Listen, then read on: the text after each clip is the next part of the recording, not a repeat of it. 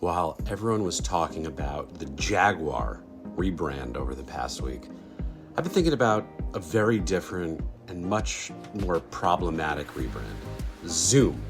Their latest rebrand and positioning, and they're dropping video from their name to become an AI-first company. Zoom was the face of the pandemic era. Masks, sourdough starters, and can you hear me or am I muted? Those moments on Zoom defined our lives for like 2 years.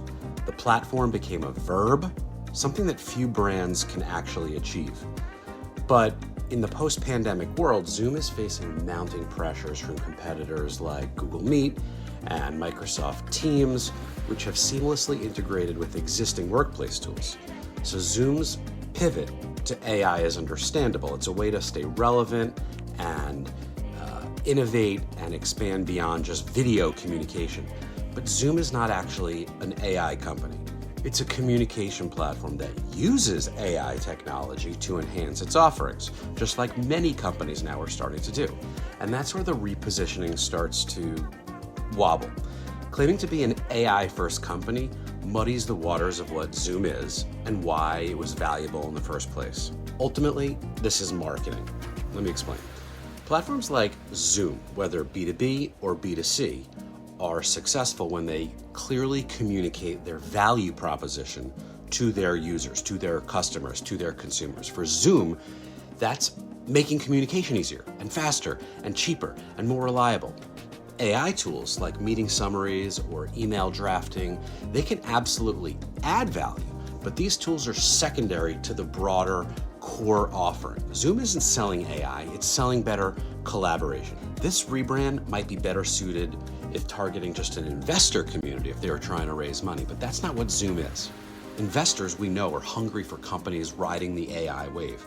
And let's face it, AI first has a nice ring to it for headlines and shareholder letters. But for end users, it's less compelling. Most users don't care if their tools are AI powered. They care if their tools work and make their jobs easier.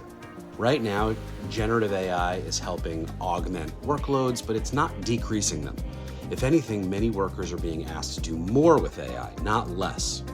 So here's the big question. If digital clones take over routine tasks, what happens to the workforce? Why stop at assistants when you can replace entire teams?